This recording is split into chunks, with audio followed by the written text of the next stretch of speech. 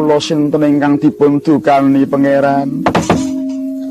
Katalika kaya mangkono kagunturan ing atur saking para garwa kalimbuh Sanghyara Patana kawan parandene tasih jegrek panyayah tugu Sinung Kartosa Abimanyu. Nalika semono kadung kapratanipun ingkang raka pringgondani Prabu Raden Arya Gatotkaca.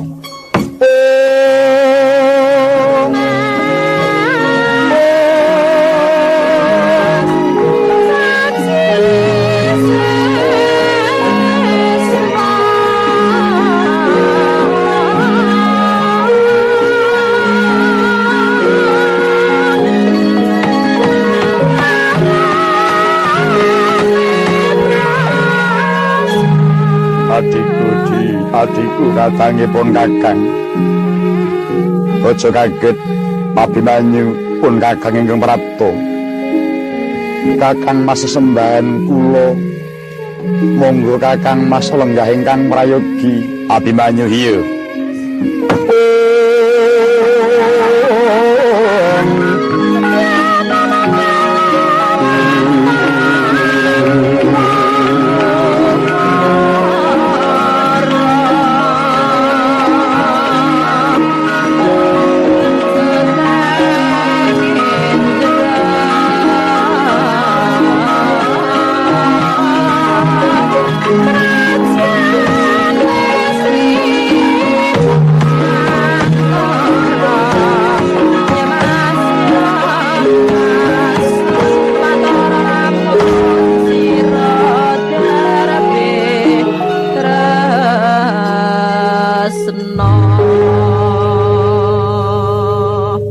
Nyewat pelangening kalang nyewan laglara pantamun cara tinon dari kekonang surem sorote tanpa gangga sorlan pacaring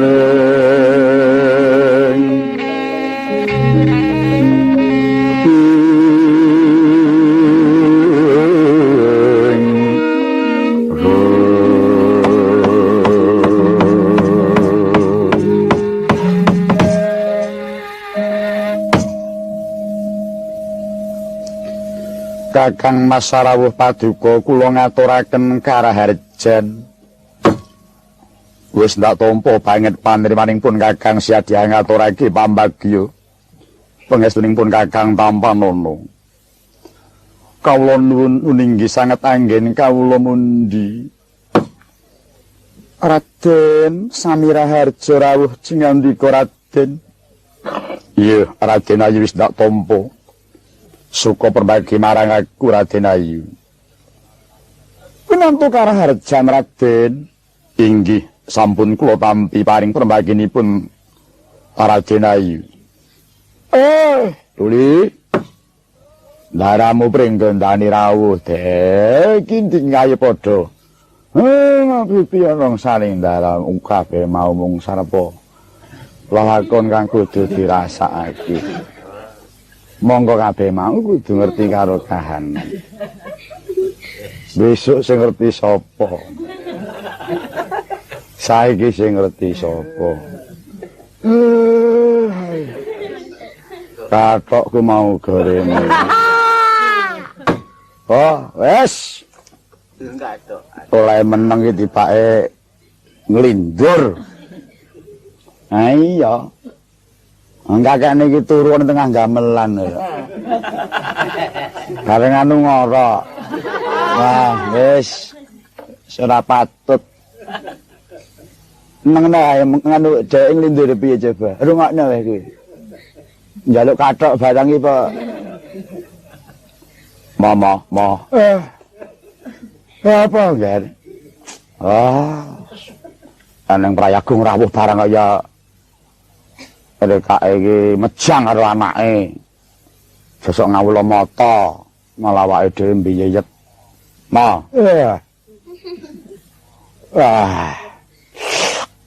Wah, jaluk mlebu meneh. Dadang dangu rawuhipun Ndara kula nala garing. Kula ngaturaken Petruk. apa? Bocah gede. Ana wong kupinge wong kok dipetik nganti kaget. Nek ora digawe kaget ya ora waras. Piye? Kowe iki mbakeke sapa? Ndaramu pring gondani. Wis. Wis sapa ndorono gareng ngono kok. Wo. Karipan lek ngobong boto. Oh, lala iya.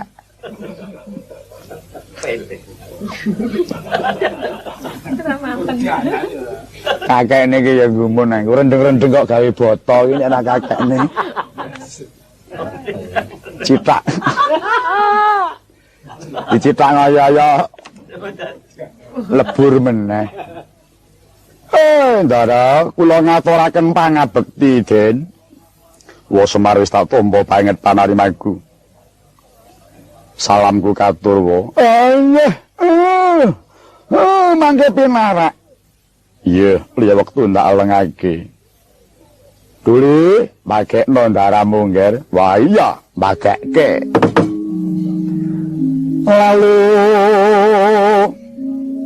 mangsa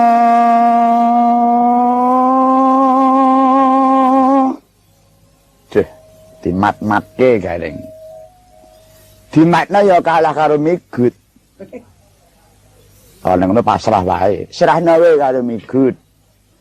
Mbak Sri Suparmi, ayo migut. Monggo.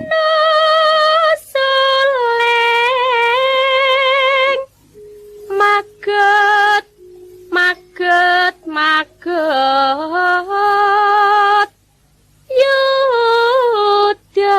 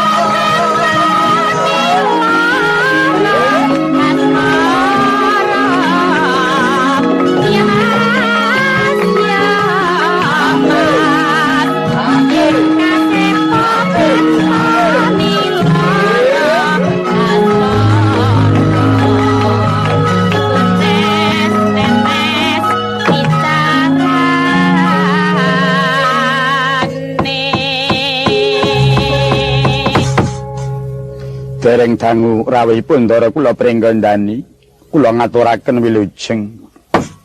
Ya nala garing wis tak tampa. Sira ngaturake pambagya. Mangke pinarak ndara, iya liya wektu ndak alengake. Nala garing tembangmu bisa marekake keselku, nyuh tak paringi kanjaran. Ana dhuwit 4.500. Wah, sembah nuwun.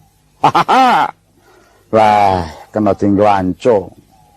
Oh, wis gajangane gareng. Dipun sekecaken to.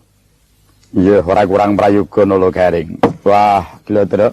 Paringi dit 4.500. Kowe mbagekno genti. Coba tak malik sarung sik. Mbok menawa nampa tembangku luwih saka peparing sing diparingke nyang gareng. Kula nyuwun dipun paringana mijil irama selembar. Kula pasrahaken ingkang kawogan panjenenganipun Mas Rara Sri Muryati gelem mangan. Oh, bocah iki ngungkat-ungkat mau meneh lho. Monggo, Mbak. Dahbi yang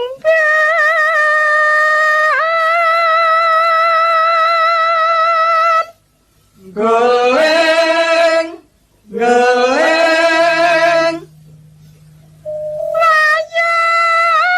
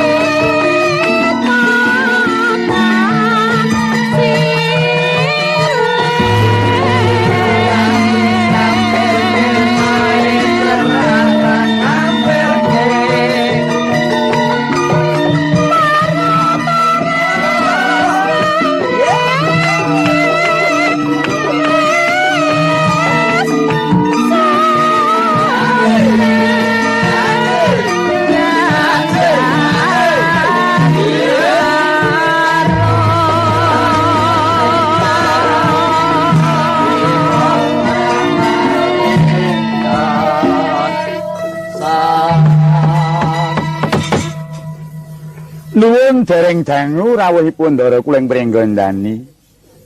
Kula ngaturaken pangabekti mugi kunjuk lho. Iya ya Petrus wis tak tampa kowe ngaturake pangabekti tumibos padha-padha. Lho sing tak seneng nang kene iki lho. Ing antase Ndara Piyai luhur dibekteni karo wong derajat cilik. Yo tak tampa tibos padha-padha. Sing tegese ora ngedak-dakke. Beda karo Gareng. Bekti kula Kang Mas Gareng. Oh iya le tak tampa. Pangestuku tampan ono. Kowe nggawa mbako le. Halah. Ora caturan. Rekore kamu dhewe kuwi. Nek aku ora tau obo. Ya mung nglinting. Padha wae. Ndek kareman kok mau tuku. Tak joli cekae. Pira regane alah musak cepuk alah. Aning wong ya gawe cilakan ning waris kok kowe iki. Nek duwe senengan ki ya nggawa aku. Mosok ora ditokke. Kok tak joli wis. Pira lah. Ora nganti sak anjirah dek. Mangke pinewek, Gus. Iya, mulya wektu ndak alengake. Nun inggih. Petrus, nun. Kowe sing duwe dhuwit. Iki lembatang piye iki? Nek kandha durung engko gek. Ku nek kandha wis engko gek. Yen kowe duwe dhuwit cukup ana dhisik, wah jatuh. Monggo sok lalen. Kowe sing duwe dhuwit. Mboten, nyoh tak paringi. Rak ngene. Pundi? Nyoh tak paringi. 4.500. Tak tambahi 2.000. Sing 2.000 iki pinangka panjer. Sok nglakoni sapar ngarep iki. Lah dalah. Ana gawean patanggon ya mung kuwi. Oh, lah. Ya ngene iki lho, Kang. Kene iki ya mung wis sithik. Isih diungkret. Ayo wong pancen kuwi kuwasane sing nggawa kok. Ya sing ngene kuwi wong malu ya kudu ngono. Wis kewajibane sing nggawa. Iya nek kebangetan ning ngungkret ya terus ora awet. Mongkar tak nggo tuku Yamaha. Jare ilang. Simpen kok ilang piye. Kene Kang, matur Kang. Kuat ndageke. Mau apa kowe Kang? Aku mau ngaturake mijil. Aku langgame genti. Langgam apa? Langgam ngimpi Kang. Ning iramane rangkep Kang. Oh iya, iramane rangkep. Pasrahke Mbak Mikhut. Ya, coba kaya ngapa?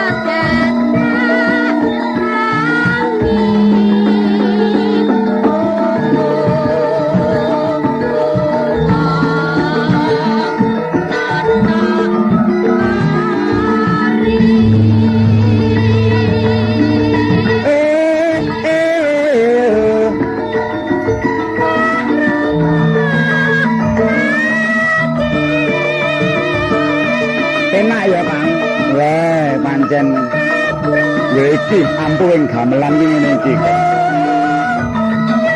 Hingga apa iso ya, Kang? Iya, pintere sing ngandit kok lho. Iki langgam anyar ya, Kang? Iya, langgam anyar.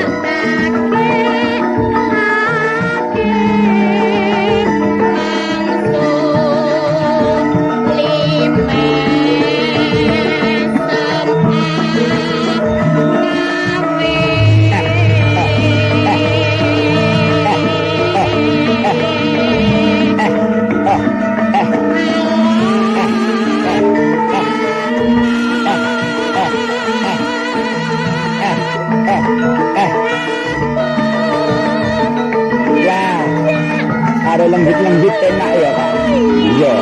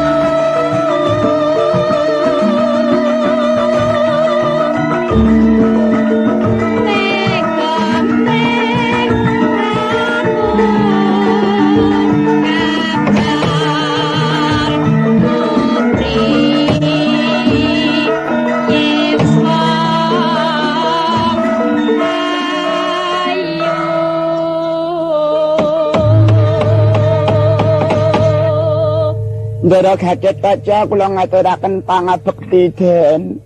Iya Bagong wis ndak tampa, tibas padha-padha. Saking ndak pundi niki wau. Saka pasanggrahan Upalawiya. Inggih. Pinarak nggih Den. Iya, liya wektu ndak alengake. Nitih napa niki wau? Aku ngambah ngegono. Ngirit ya, Dre. Ngirit no, surasah tuku karcis. Bagong, Mula kok mulek ana ngarepan ana apa? Bubar mbake iki ndang kono lungguh nyang papanmu. ha dereng diparingi kok. Wo kowe ngenteni. Nggih. Duit kuwi entek. Duit kuwi entek. Aku ana palagan, ora sanggup duit akeh. Mula aja kurang pangapura. Aku ora bisa maringi kowe wektu iki, besok wae. Wis. Mula ya wis ngene iki anggere njagake banget terus tundane terus disemayani. Ora ngerti penguripane Bagong. Wis menengoh engko tak wenehi, Gong. Sak perangan aku mau entuk duit 6.500. Engko kowe tak wenehi 200. Sithik men. Wes kok cah cilik nggo apa? Aja sok jajan kokean. Jajan ki marake nekake lara. Alah. Padune mula lunga karo Petruk iki jan gething kok. Angger pas nggon lengganan terus tok-tok turu. Tenan ora ngono ya rampung kok. Jajan ngejak kowe iki wong aku ora njupuk apa-apa terus dheweke wis njukuk kripik. Senengane Nang omah ora tau buahe. Bareng ning warung terus bar mangan. endi gedange endi? Aduh, sajak kaya wis kulino. Kula nyuwun es susu. Waduh. Nang omah monggo wis ora tau ora. Es susu. Mumpung jajan kok. Mangan enak ki nek ora bareng aku mbok tau mangan enak. Ya dong karuan, Truk. Kowe aja sok nyepelekke. Senenganmu kok mengenai perasaan. Lho wong aku iki ngerti bendinane kowe iki aja sok kaya ngono. Wong iki mbok sing pakem wae. Jenang katil iki ya jek diapekke. Kuwi gisine akeh. Susu. Karo ngombe keselak. Lah amis Amis no wong susu iki amis kok. kok anu susune bojoku wae kan. Oh, wis. Jan menungso kaya Bagong iki jan. Diangeten lek ora totok. Lah wong jane jagani anakku mah mik. Ini dhewe.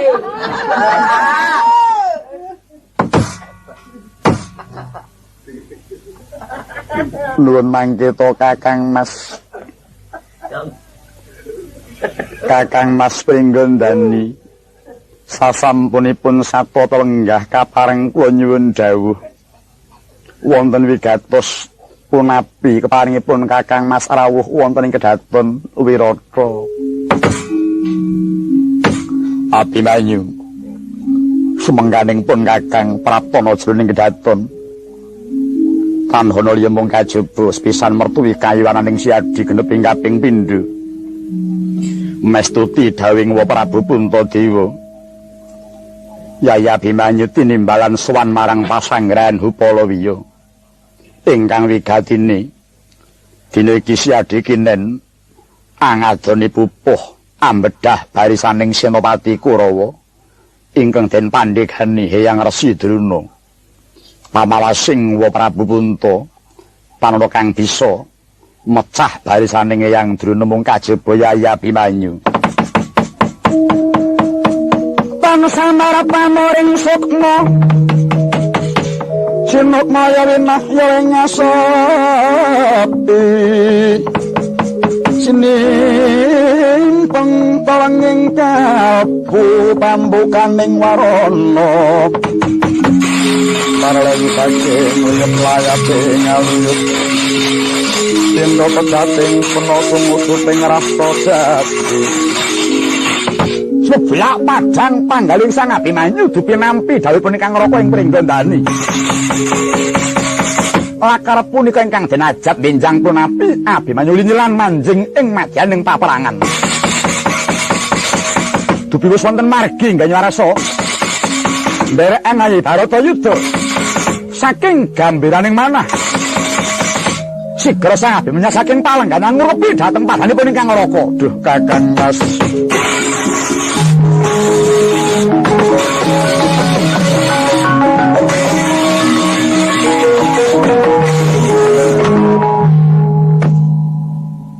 Kakang Mas sesembahan kula paduka pepunden kula panyaya kajugrugan ukir sari keblabaran samudra madu bingaing manah kula dupi kula piniji sowan dhateng ing Hupalawiya langkung-langkung kula badhe pinatah manggalani prajurit Hupalawiya Kakang Mas mboten langkung dhateng sendika ngestakaken dawuh Pripaduka daya-daya badhe ngabiyantara wonten ngersanipun Wa Prabu. Bumi gondang kangging langit kelap-kelap. Katon lirik ingkang sang maweh sanggring. Kacarita kaya mangkono. Dewi Siti Sundari ingkang sampun winangsit. Lan ingkang Rama Prabu Bathara Kresna. Mireng timbanganipun Narendra ingkang mapan wonten ing Hupalawiya inggih Prabu Puntadewa. Lumantar Prabu Garekaca kumesar maning Sang Siti Sundari panyayah ginarit ing Brajalungit saking getaring manah uwas cawuh lan ajrih hamba marang dawuhipun ingkang Rama ingkang tampi dawuh saksamunipun hananggapi dhateng pangandhikanipun Prabu ing Pringgandani Tantiat ngampah berbal wijiling Masepa Dewi Siti Sundari. Sigra anubruk dhateng Sang Abimanyu. Raden, Raden.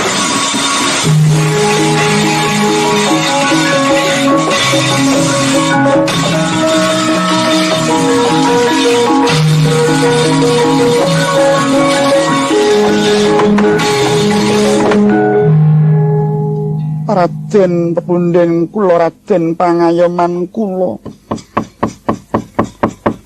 sampun ngantos Raden lajeng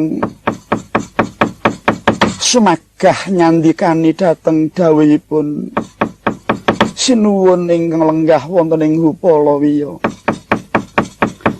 Raden kepareng wenget dhateng dawuhipun Kanjeng Rama ingkang sampun winahya paduka Raden bebaya menapa ingkang badhe semandang paduka Raden menawi paduka Raden kepareng badhe mituruti ingkang dados dawuhipun sinuwun ing Ngamarta mila Raden kula suwun semene sawetawis kasabarna ing penggalih paduka Raden saha kapetang kanthi jangkep Raden upami ya paduka mboten welas dhateng kula kepareng welas dhateng Raden Ayu Retna Utari ingkang nembe wawarat sepuh ingkang tasih mbetahaken dhateng panggulawentah paduka Raden Raden. Kula mboten lila, kula mboten lega menawi paduka badhe manjing ing paprangan Raden. Langkung-langkung mengsah paduka menika satunggiling pandhita linangkung. Mila Raden ngeparenga sampun ngantos paduka Raden jengkar saking madyane kedaton. Kula nuwun inggih Raden. Kaparenga welas dumateng ingkang garwa kula pun upari Raden. Ingkang putra tasih kepareng badhe manembah dhateng paduka Raden sawanci-wanci lair. Menawi ngantos Raden menika mangke jengkar saking kedaton lajeng sinten ingkang badhe kula wentah dhateng keng putra Raden. Nyata laruta saking kutha sang guru kula. Ya mutusa sang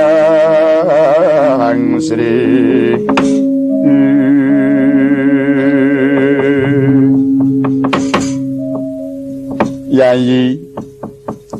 Yayi Siti Sundari jiwanipun Kakang.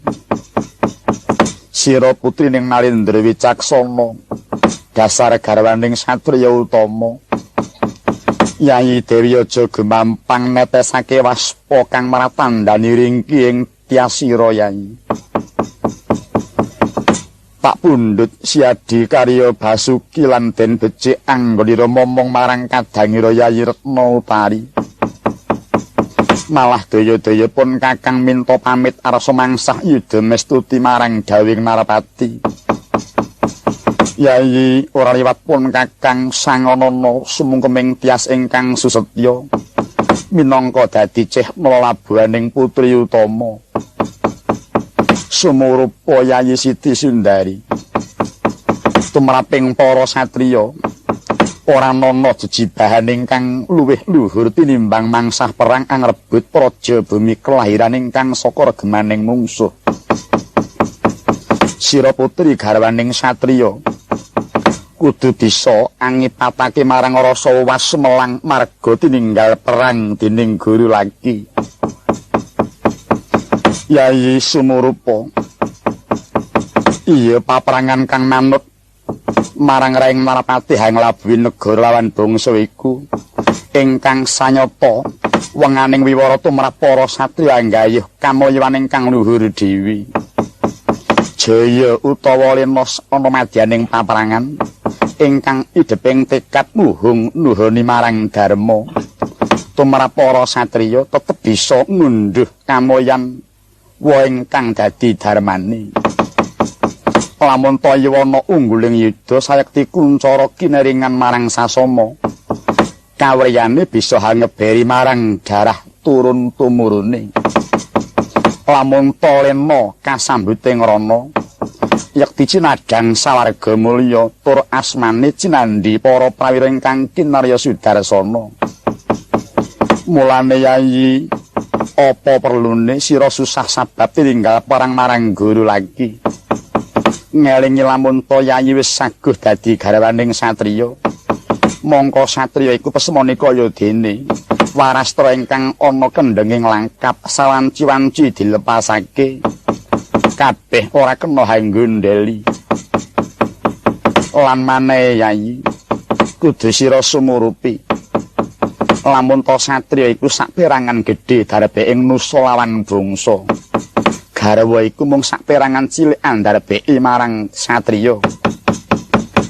Yen to ngantipun Kakang Nukarta dawing Sang Narpati mendah esming akeh marang pun Kakang Yayi mulawit kang saka iku karya jenak Yayi Dewi Nrenggolawan Yayi Retna Utari lan tunggunen lairing punang jabang bayi Yayi Siti Sundari.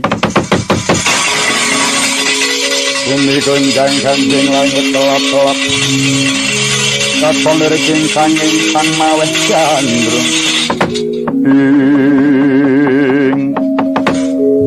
kagunturan pangandikaning Sang Abimanyu datan saya mendem malah saya kenceng ganyang ngruket marang kampuing Sang Abimanyu Dewi Siti Sundari Dalah Retna Utari. Nanging bawaning Sang Abimanyu satriya ingkang linangkung wis bebles cetane wis ngerti marang keplasing kawruh. Ing mangke sigra sebrak angunes curiga kampuh kapagas giya mrapat Sang Abimanyu.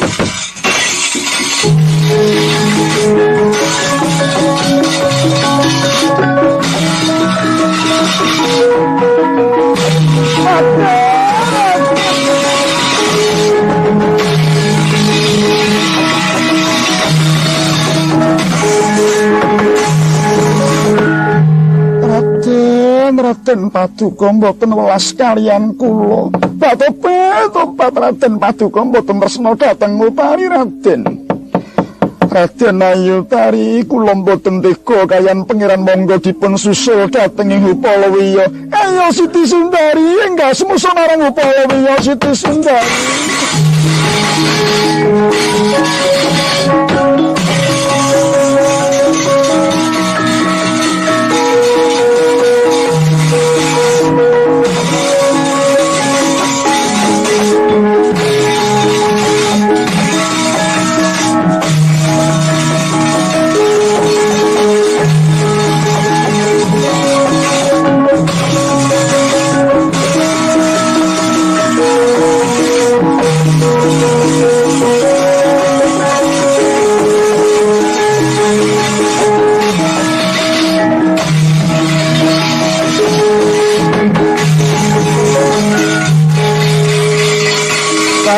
Padha wranten becik lesu anendem paris kang prayitna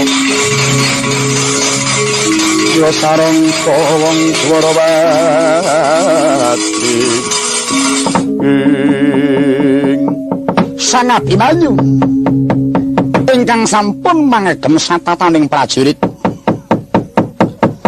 katingal hangagem Kariwaja ingkang pinalipet ing Kencana Sigrahanipun Ponangrata ingkang sampun samapta kaprabaning pupuh Arata titianing Sang Abimanyu rinengga daludak ajri sekar mikara miwah songsong laring merak dasare satriya bagus saweg nedheng taruna kasembuh manah ingkang gembira dipinitih Ponangrata sarwi nengga marang keprabaning pupuh konasing wadana ingkang hangeng wong nawung Wangkawa candranipun panyayah Sang Hyang Asmara nalika nitih rata kadiwatan narsa hangrabaseng marang bangsa Asura sampun samapta kusir Sumitra winarintah dening Sang Abimanyu kinhandhet marang apusing kendali kuda parandene ingkang pinarintah Sang Sumitra datanage anggeblasaken rata malah kepara sumlanang manembah marang rasaning Sang Abimanyu. Kundang ganjeng langit kelap ngelapakon Lurjing sanging sang maweh gandrung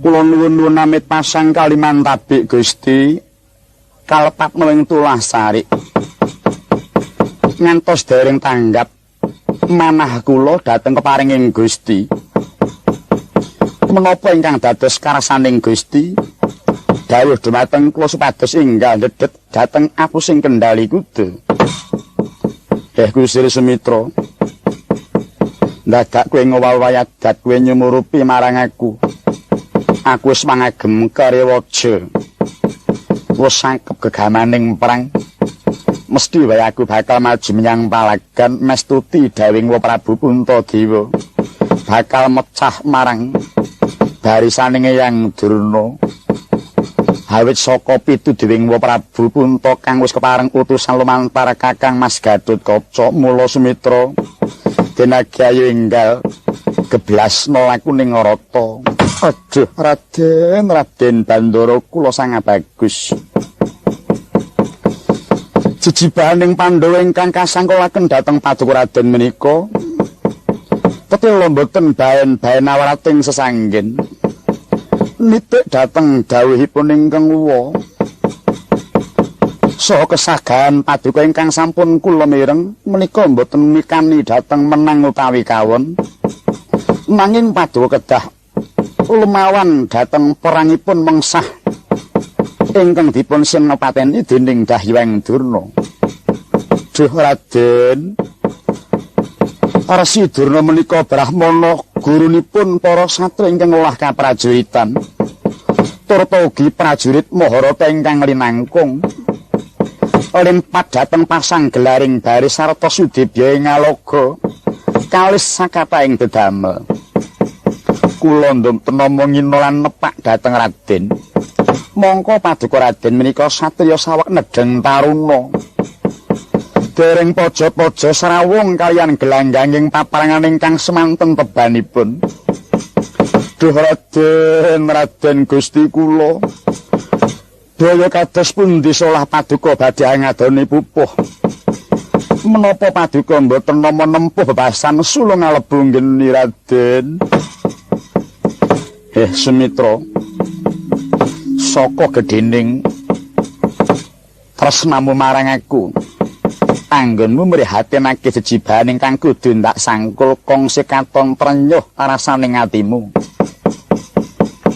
Nanging sumurupa Sumitra, aku iki putraning Kanjeng Rama Harjuna panuksmaning Hyang Maharsi Nara prajuriting para dewa. Apa dene kowe nyumurupi lamun aku iki mantuning Wa Prabu Ndrawati reksakaning jagat. Apa ya wis patut lamun aku lap marang barisaning Kurawa ingkang kabiyantu para wadya Surwane.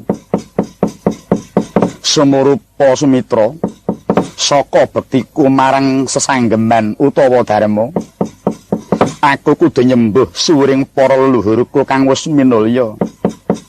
Aja maneh to barisaning mungsuh semono gedene ingkang kabeh iku mau kena den arani ngajap marang pepati. Sanadyan to wuwuh barisan Gandharwa kang tinindhian Bathara Citrasena, sayekti ora bisa gawe ulaping panduluku. Kowe mengko bakal nyumurupi dewi anggonku mrawasa marang mungsuh. Pira-pira samadyaning paparangan kang padha bakal ndak adepi ora kanthi pambiyantuning rawangku. Ing dina iki kaing barisan Ngastina ingkang Wahanarata dirada kelawan turangga miwah kang ana ing daratan kena tak embakake kaya dene blabaring samudra wutah ana ing daratan. Tumraping aku kaya durung mantra-mantra timbang. Lamun to katanding karo pangarep-areping atiku nggonku bakal ngunduh kamulyan ingkang luhur dewi. Mula bakal tinemuning jaya utawa lena kang mapan ana samadyaning palagan angaya jejibahan ingkang abot tumraping liyan nanging enteng tumraping Abimanyu. Mula awit kang saka iku ora perlu sira ulap marang kadebyaning mungsuh, pracaya marang kasektening Abimanyu.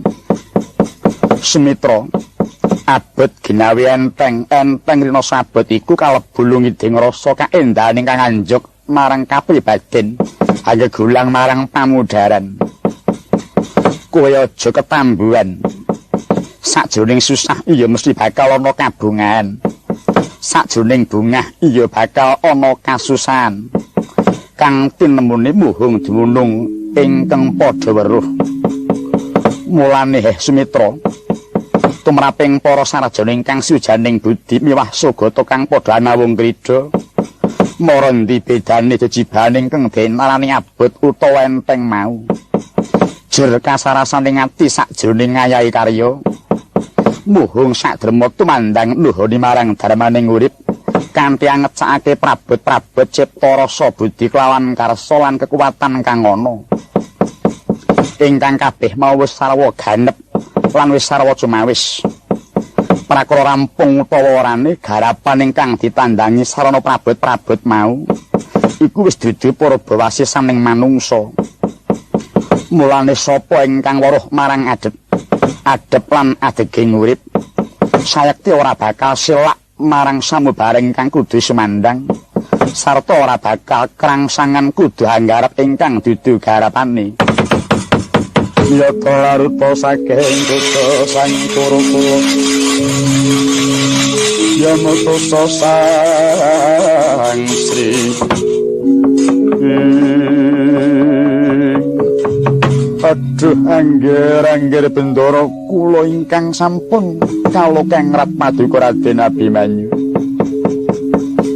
Sareng kula kaperbawan wedharing pangandika ingkang mekaten Duh Raden. Sanadyan boten wikan deleging wit ingkang ambabar woh makaten. Ewa dene caraming manah kula ing jagat kados sepen dhateng sesawangan ingkang lega lan mendukul miwah sepen dhateng raos adem kaliyan panas. Ingkang kraos ananduke mengomineping budaya inggih namung Sukarna rila legawa ing sanes-kara. Sanadyan si ing cipta ingkang tinampen dudi pakarti tetela sari mardika sepening sangsaya. Muhung saking dharma mekaring budaya anut marang kadiwasaning jiwa. Duh Raden Bendara kula inggih paduka ingkang dados pengayoman kula. Waleh-waleh menapa Raden? Sarema pinarasa sura kula mboten nyana. Lamun satriya bagus ingkang nedheng salira asmara, anggung kula liling sahari ratri menika teka semanten ingkang dados buntasing tekad miwah lungiding budinipun. Mboten nama awis Raden, mboten nama awis. Menawi kula labetana ngantos tuntasing ludira kula ingkang wekasan. Namung kemawon Raden, sanget-sanget pangajapan nuwun kula. Sanadyan dumugi ing delahan Raden, kula nyuwun supados yetma kula mugi pinarengna tetep ngayom ing kanugrahanipun paduka Raden Abimanyu. Abdi paduka kusir ingkang ngawon pun sumitra menika mugi tetepa kaluberan dhateng bagya kamulyaning paduka Gusti saking Janaloka rawuh wonten ing Banaloka. Sumitra, prastiyamu ingkang mangkono sayekti dadi pasumbang kang welas titik ajine tumrap hestining tekadku hangal jejiban ingkang kudu ndak sangkul. Mung wae Sumitra tetepa ing dalem tekad sakjroning sira rumagang gawe nempuh barisaning mungsuh iki. Aja nganti wigih, aja nganti sumaguh, aja nganti nyipta jaya utawa lena. Mung wae Sumitra tetepa ing dalem tekad sakjroning sira rumagang gawe nempuh barisaning mungsuh iki. Aja nganti wigih, aja nganti sumaguh, aja nganti nyipta jaya utawa lena. Kawula nuwun kaluhuran pangandikanipun Raden. Para enggal ayuh bablasna lakuning kareta kaselak aku kepengin enggal ngadhep tumbuli nampa marang dawing Wa Prabu. Suwawi Raden kula dherekaken Raden.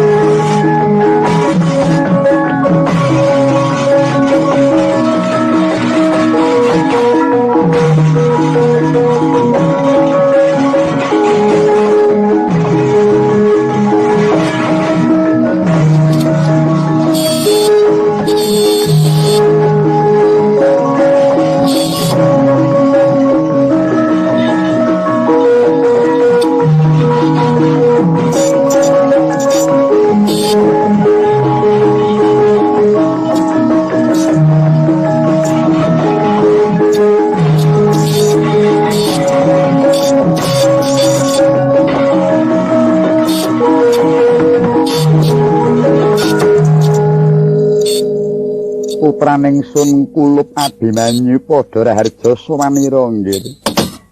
Kula nuwun inggih. Wa Prabu dhateng kapundi paring perbagi paduka Wa Prabu wangsul kula ngaturaken pangabekti. Iya Kulup wis ingsun tampa. Wuruhanana Kulup Abimanyu. Lumantar Galucata sira Kulup ingsun timbali mangayun manjing ing pasanggrahan Pandhawa Mandala Yuda. Kang satemene dina iki kepara kaseser barisaning para prawira kang mapaning Hupalawiya. Ya wis saka kiridaning Sang Maharsi Druna kang angagem baris wewangun gelar Cakra Biyuha. Nalika samana Sang Senopati saka ing Pandhawa Mandala Yuda kapareng ngagem gelar Garuda Nglayang. Sirahing Garuda ingkang paman Drista Jumna. Penjawat kanan kang Werkudara, penjawat kiring kang Rama Harjuna. Nanging hawit saka paekaning mungsuh satemah kang Rama lawan ingkang pinisahake lawan Senopati. Nuruti marang pamantanging Prabu Gardapati kelawan Prabu Warsaya. Saka ngertiku nggih Abimanyu, ingkang bisa mecah wewangun Cakrabiya iku mung kajaba 1 Kang Rama, 2 Drista Jumena, 3 Sira Kulup Abimanyu. Sepira kekuwataning si Drista Jumena kang mung ijen tumandang ana ing paperangan manggalani prajurit semono wae kae. Ingkang iku nggih Abimanyu, dina iki ingsun utus pecahan barisaning Sang Maharsi Drona. Ya mung sira kang bakal bisa nerobos marang barisaning mungsuh. Wa Prabu sesembahan kula, wa Prabu punden kula. Ngaturaken sanget agenging penuwun ingkang tanpa pepindhan ingkang putra nampi pakurmatan semanten luhuripun. Kula mboten badhe suminggah nuhuni dawuhipun wa Prabu. Anteping tekad kula mboten badhe wangsul ing pesanggrahan. Menawi kula dereng saged amecah dhateng wewangunaning gelar Baris Cakrabiya. So kula mboten badhe kendel wonten ing paperangan. Menawi dereng saged maca uta mangganing Wa Prabu Duryudana katur ing Wa Prabu. Anakku nggih anakku Abimanyu. Yaiku kekudanganing Punwa minangka dadi pralampita menawa sira Kulup satriya ingkang linuwih. Namung pangestu paduka ingkang kula suwun Wa Prabu. Kulup Abimanyu aja nganti lali pusaka kang wis semandang marang sira langkat Kyai Gosara lan pusaka Kyai Tulanggeni. Kaluhuran menika sampun kula bekta Wa Prabu. Nambahaken kekuwatanmu nggih pangestuku mayung ana marang angsahmu marang paperangan. Kawula nyuwun pangestu Wa Prabu.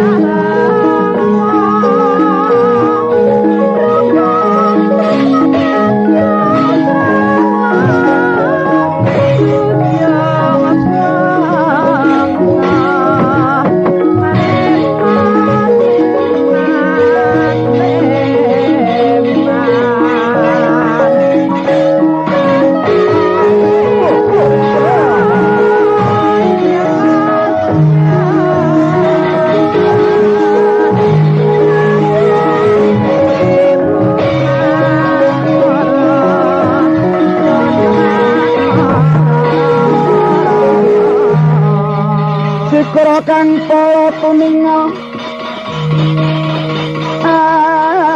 sampo perang samya ngecale rata tetwileteng kondo sangwangku mangun banete dengan sangat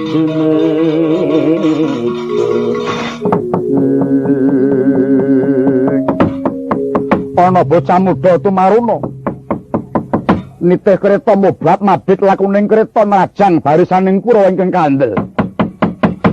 Barang weruh aku melorot saka kereta, sapa iki? Menawa tambuh marang aku. Aranku Abimanyu, senopati ning Pandhawa Mandala Yuda. Wah dalah. Isin muda tumaruna kowe magut dadi senopati. Apa wabamu kowe sapa? Tambuh marang aku Prabu Haswaketu saka ing kraton Kamboja ingkang sabiyantu Koko Prabu Duryudana. Mumpung durung tiban tanganku selaya gegaman.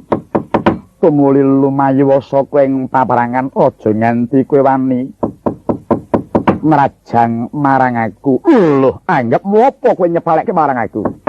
Bebayi durung ilang pupuk lempuyangmu wis wani nepak marang kaprawiranku. Wani karo aku. Apa kang tak wedeni?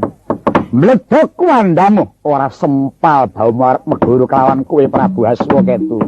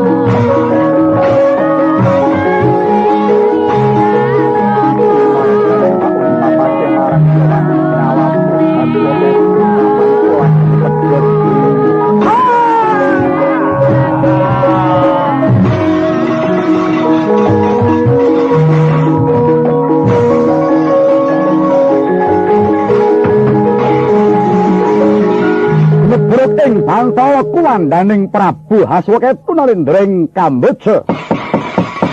Kutah Ludira sirah pisah kelawan gembung. Kenging kapagas pusaka Kyai Pulanggeni ageming Sang Abimanyu.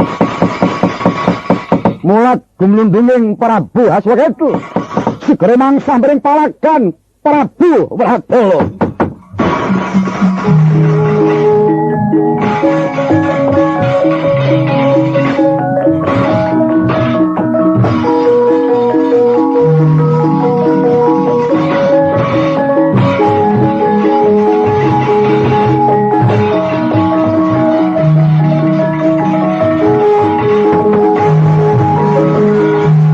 Maning jajalanat bocah kang wang tata patrapmu.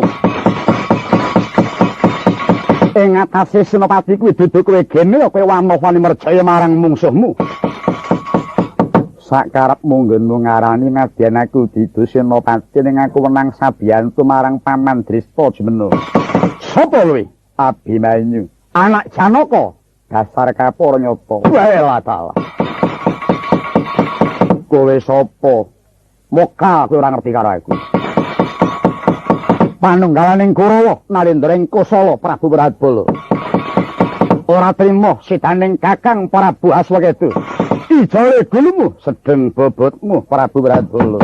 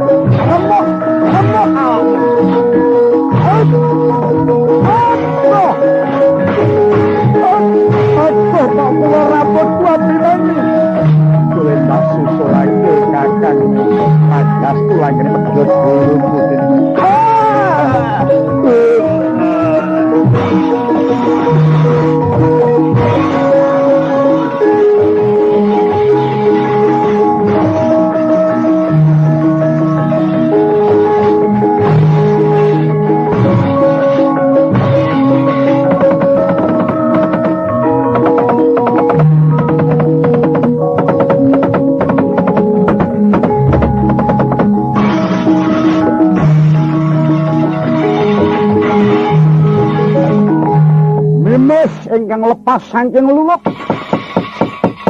tandrane kaya dene Jawah ingkang dateng parandene katingal sudiring pupuh Sang Abimanyu gumlundhong mestakaning Prabu Wratala Narendra saking kraton Kosala sukmane semusul dhateng Kang Araka Prabu Aswaketu mulat bebatang ing kraton Kamboja lawan kraton Kosala menggih Raden Mahamaya, Raden Swartas, Raden Setu Jaya kawan Raden Suryabasa. Sesarengan majeng yang palagan.